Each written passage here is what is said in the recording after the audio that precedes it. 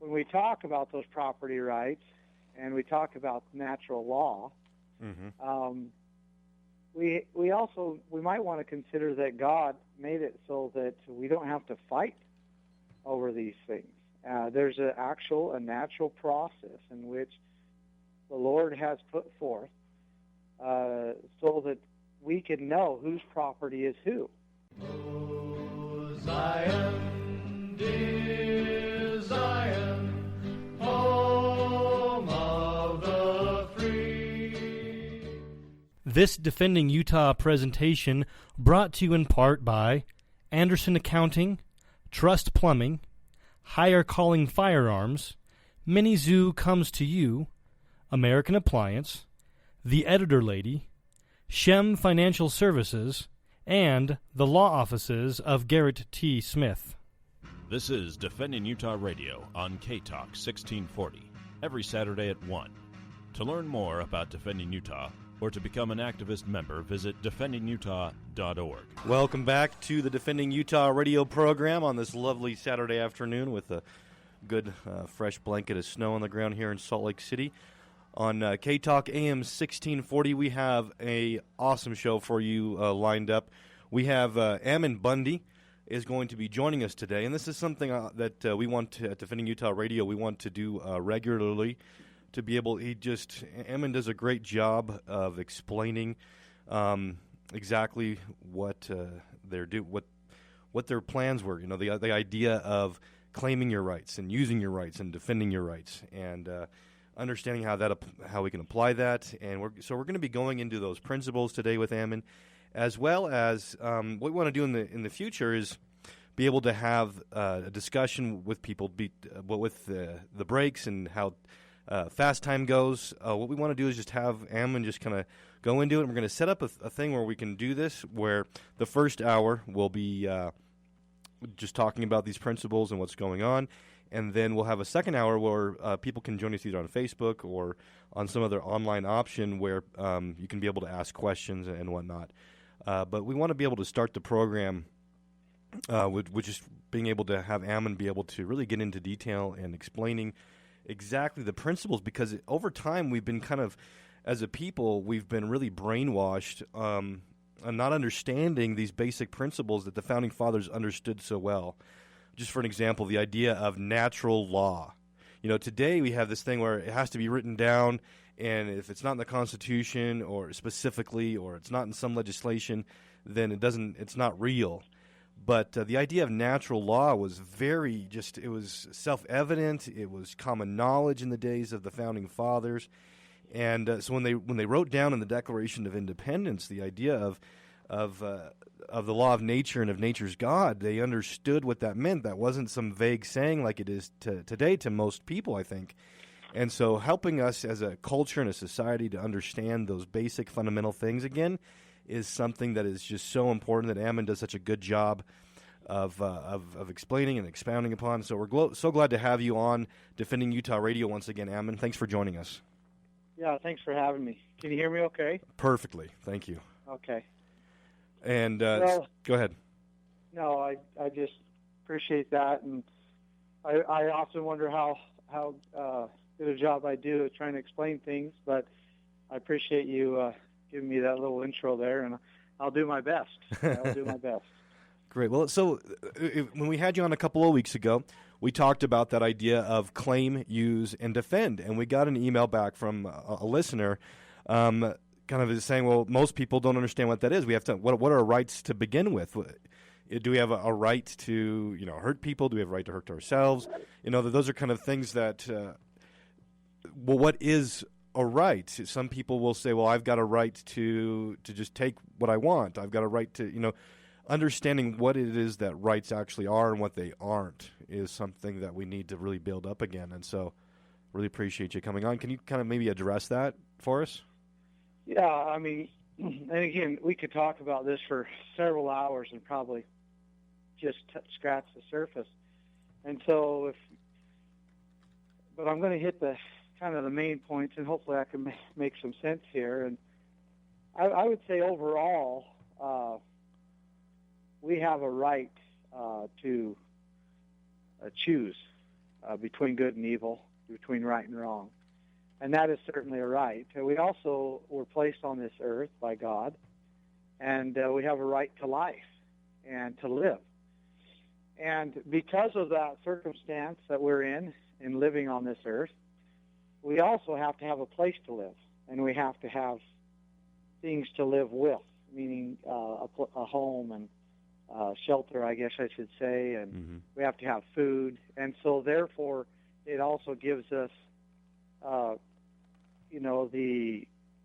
we have to consider that there has to be property rights. Right. And so when we talk about those property rights and we talk about natural law,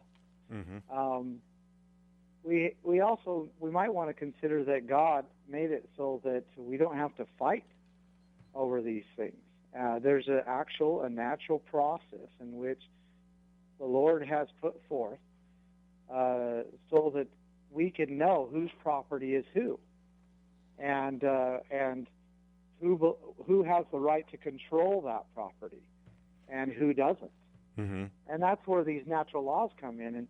And I would like to go into those a little more, but before I do, I'd like to make it very clear to everybody listening that when man's law begins to conflict with God's law or natural law, then we have a problem. Then it always creates chaos, turmoil.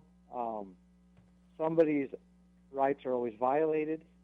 But when we follow the natural law, and that's what man's law is, and that's what man enforces, then there actually is very little trouble. And also, people's rights are not violated then. And so, with that being said, let me back up a little bit. And please, if there's something I'm not explaining well enough, if you think that there needs to be something clarified, just chime in and stop me, and we'll go through that. Awesome. So I would like to, again, I'm going to talk more about property and how property rights, how they're established, how they're transferred, and then also how they're maintained. And before you get into that, you've already kind of started on something that I think is really important, understanding the divine nature of rights, that our rights do come from God, but that's something that has been lost, I think, in our culture as well. Can you just touch upon that real quick, why that's an important principle to understand? Well, you have to understand that, and the scriptures make it very clear, in that these rights, including life, including agency to choose, and including property to live and to sustain it, and actually to enjoy life and prosper, they came directly from our Creator. And there is nobody in between. There is no government in between. There is no other individuals in between. There is no boss, if you will, in between. They came from our Creator, and they're for us, for mankind and His children. And so, to be very clear, that is where they come from. And I'll just prove that a little bit if I can. And we talk about government, and there is a misconception, and I think it's been done intentionally through the school systems and so forth, where we believe that there is that government, or those in government, those ruling and so forth, have somehow become more superior than us ourselves, and in fact, in many cases, even more superior than God Himself. And we have to look at it. Say, God created the earth, and He created man and put man on it. Man created this government, and we could go through that a little bit. But man created government, including the states, and in this country, the states, people united as states, created the federal government. And so it does us well to remember who our Creator is. the createe cannot be greater than the creator. Right. And so there is no possible way in any logic that government is greater than man himself and the individual man. And the government is there for the institution of man. You know, we read in Doctrine and Covenants 134. You know, that is the purpose of government is to benefit mankind, and that is the purpose for this earth. That is the purpose for the animals, the purpose for the trees, the earth, the ground, and all the minerals and everything in it is for the benefit of man. And he is supposed to use it with thanksgiving. He's supposed to use it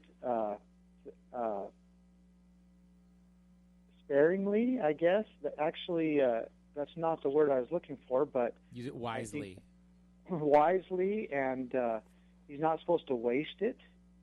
And so those are the purposes in which we are in which this earth was created for man, so that man can learn and grow. And we know as people that this life is a time to grow and a time to learn and a time to overcome, and which is also the purpose of the atonement.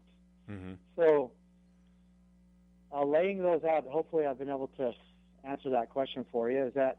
I think that's a good segue too. D&C 134, that verse 2, where it talks about how governments cannot exist in peace when they violate these three things. If they go beyond protecting life, liberty, and property, or if they don't actually go up to that point as well, that no government can exist in peace. And so not just life, liberty, and property, but the right to control your property, it says specifically. That is correct. And that is exactly what I mean by when natural law or when man's law becomes conflicting to natural law. You cannot, there is no peace in that. Right. Because somebody's rights are being violated. And, if we get enough time, we'll go into that. And I'll talk about natural law a little bit, but I kind of want to lay a little bit of a platform about how rights, property rights in particular, how they're established, and then how they're transferred and maintained. And along the way, if I can, I'm going to explain how I'm going to try to prove to you how what I'm saying is a natural law, and it's the way that we have to manage, if you will, our rights in order for us to live in peace and harmony and for us to prosper and enjoy life. Well, I think that's a good tease for us to come back from the break. We've got about 20 seconds before the break, so we don't want to get too much into that. This is Defending Utah Radio right here on K-Talk AM 1640, and this is and we are joined with Ammon Bundy talking about natural law, where does the rights come from, and the principles, the difference between true liberty and debauchery, and actually being able to understand our rights so that we can claim, use, and defend. So when we get back from the break, we'll be talking more about that right here on Defending Utah Radio with Ammon Bundy.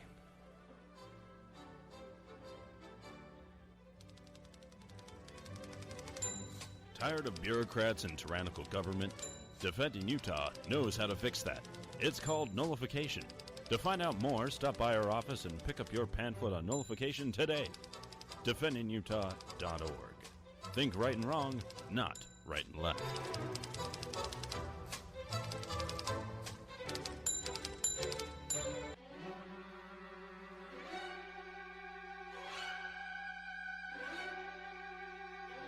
Can't get enough Defending Utah Radio?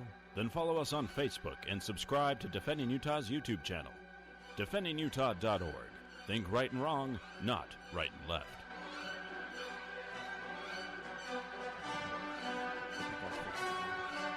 Welcome back to Defending Utah Radio on K-Talk AM 1640. And we are joined with Ammon Bundy, who we've been talking about before the break. Natural law and where rights come from, and what that means in our quest to claim, use, and defend our rights. So again, thank you for joining us, Ammon Bundy. Yeah, thanks for having me. So go So ahead. kind of- Go ahead. But what we're kind of segueing into that from when we went to the break. So go ahead and continue on with your thought. Yeah, so if we could go back to, like, let's say, Adam and Eve were placed out in the earth, and they were told that they were supposed to live by the sweat of their brow and earn their living, and they began to multiply, and pretty soon there began thousands and thousands of people on the earth, and there was no that we have record of. We can't really see much government at all for quite some time. It was just And family government. The Yeah, it's patriarchal, just family. Because there was certainly, it actually clarifies that Adam and Eve were taught to teach their children and, in a sense, govern their children. I don't know if it uses that word. Mm-hmm. But, you've got to also believe that there was, good parts of the land. There was also parts that weren't so good of the area. And there might have been some conflicts, or at least potential for conflicts over land and whose was what and what was who. And we began to see that later on in the scriptures too. Mm-hmm. But the Lord did not leave any of us without natural instructions of how to know whose property is whose. Right. And that is what I would like to explain of how property rights are established, the natural laws in which we know that somebody's property right belongs to somebody else, or we know that it belongs to us. And there are actually laws that are on the records of our law books as well, because that's how this nation was established. Mm-hmm. And I'm going to go into basically these laws, and I'm going to try to connect them, but we call them in our law books, the first is the first in time, first in right, which means the first one that was there. The first one that was there has the first rights. And again, it's a doctrine of first in time, first in right, and it's called preemptive rights or established rights. And then second, it's beneficial use, meaning you use it or you lose it. Mm-hmm. And these are, again, natural rights, the natural way in which we make, still today, we create rights. And that is the natural law in which the Lord said, okay, look, there is no reason to fight over it. It's whoever gets there first gets to use it, and as long as you're benefiting and using it, you can continue to claim it as your own. Mm-hmm. And again, it's first in time, first in right, or beneficial use, and use it or lose it. And those are the terms, the doctrine terms that we use in our law today. And some might say, well, no, that's not right, or that's not fair, or, I don't believe you, Ammon, I don't agree with you. And so I would like to prove it a little bit. Great. And so I've been in business, in the fleet maintenance business. When I was 15 years old, my dad said, hey, look, this ranch and farm is not big enough to produce for several families. So other than the first few that come along, somebody's going to have to go and make a living some other way. Well, I began to service trucks. And for 20 years now, I've had a fleet maintenance business.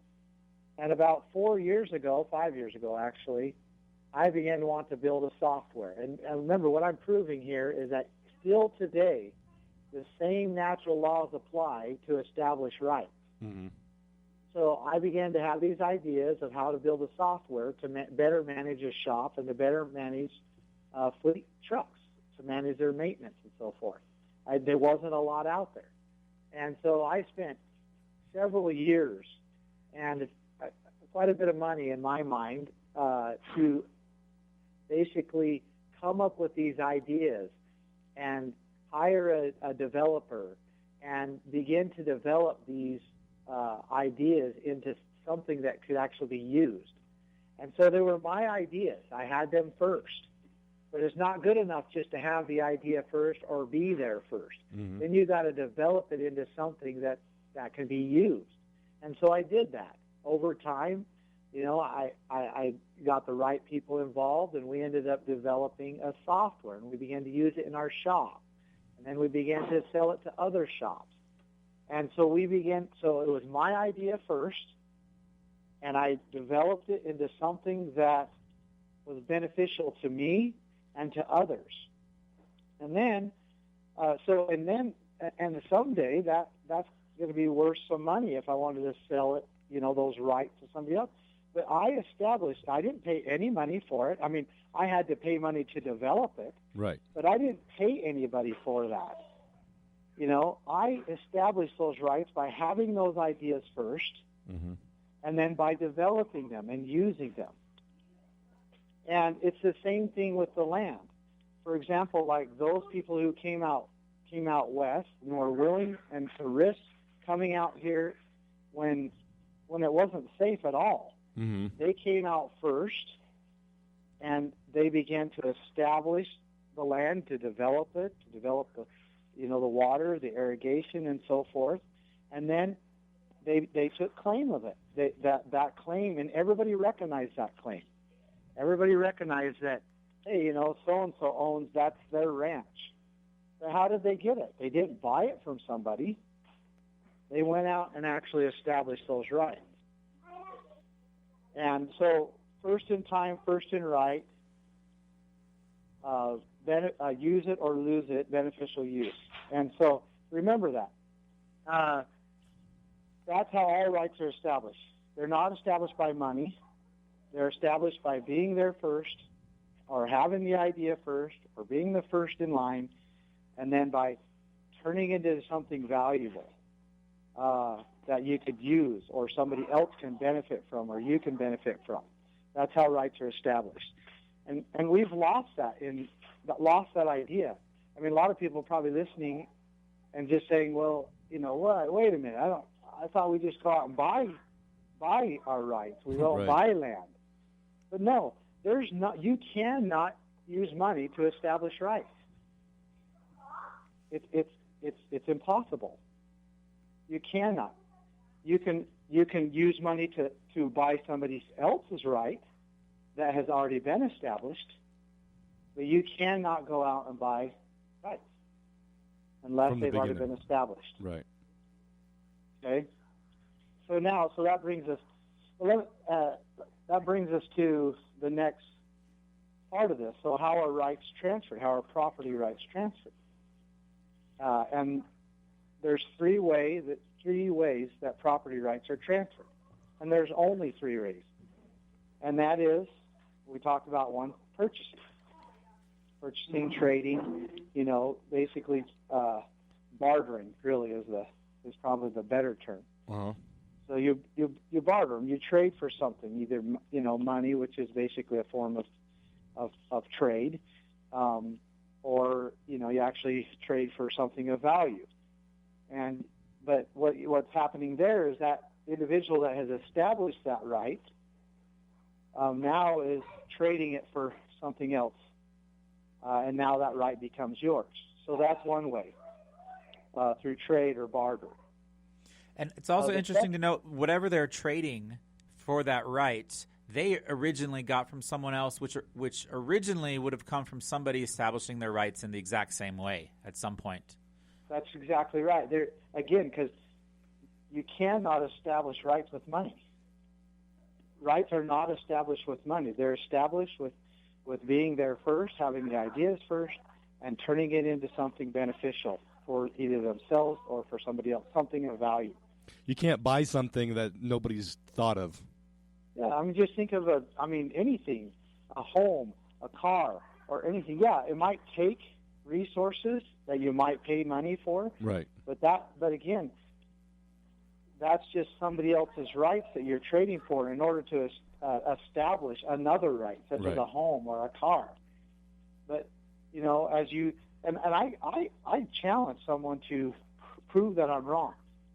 I've been speaking of these things for close to 5 years now, publicly and openly, and I've challenged, every time I've done this for someone to prove that I'm wrong, and I've never had anybody come back and prove that I'm wrong. You cannot establish rights with money. Right. That's pretty fundamental. Yeah, and then when you transfer rights, again, we talk about barter or trade. That's one way.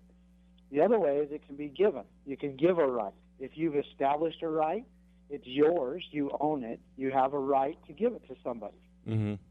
So you can give it to them. And the third way is someone can take it. And it can be taken. And the longer that person is allowed to take it, the more right that individual has. And we see that all the time through history and so forth. And those rights can be taken, and eventually it is accepted that the person who took them now owns them. And that's maybe something that maybe we can kind of get into a little bit more, because you look at ancient Israel and how Egypt basically stole the rights of the Hebrews, or of Israel, for hundreds of years, and it took... But the Hebrews still didn't lose their right to be able to claim those rights, even though it was hundreds of years later. Well, again, those were given to them by God through a covenant. But how did they take them back?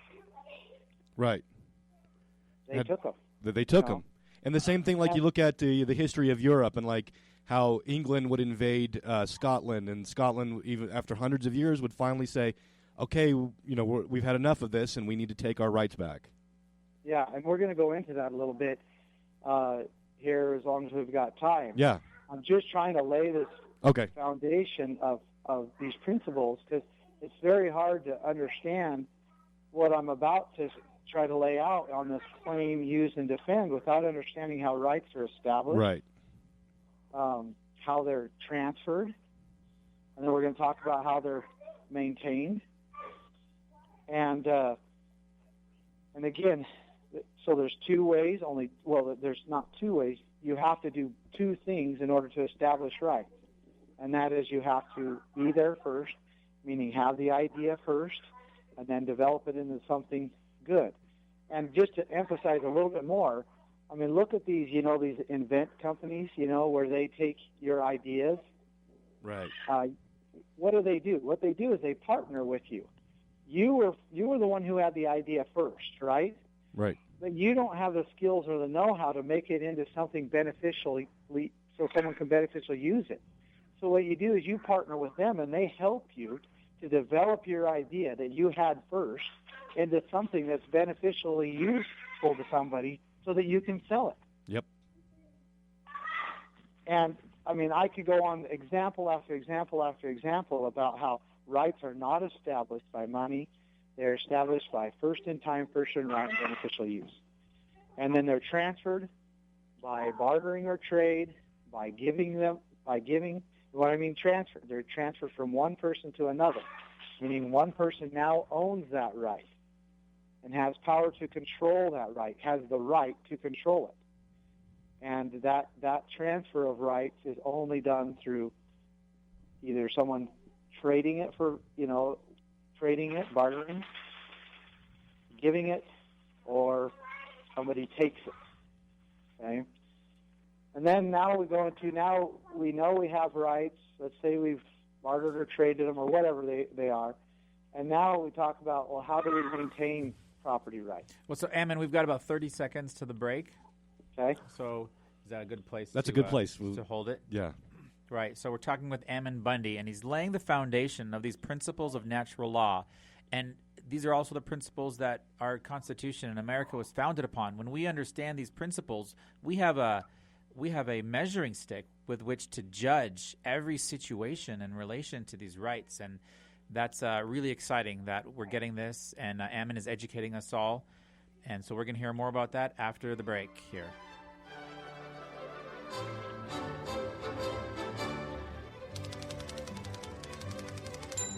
Tired of bureaucrats and tyrannical government? Defending Utah knows how to fix that. It's called nullification. To find out more, stop by our office and pick up your pamphlet on nullification today. DefendingUtah.org. Think right and wrong, not right and left. This Defending Utah presentation was brought to you in part by Anderson Accounting, when you care enough to pay the very least. AndersonAccounting.com. Trust Plumbing, 801-808-5470. Higher Calling Firearms, HigherCallingFirearms.com. Mini Zoo comes to you, 801-414-5279. American Appliance at AmericanApplianceHVAC.com.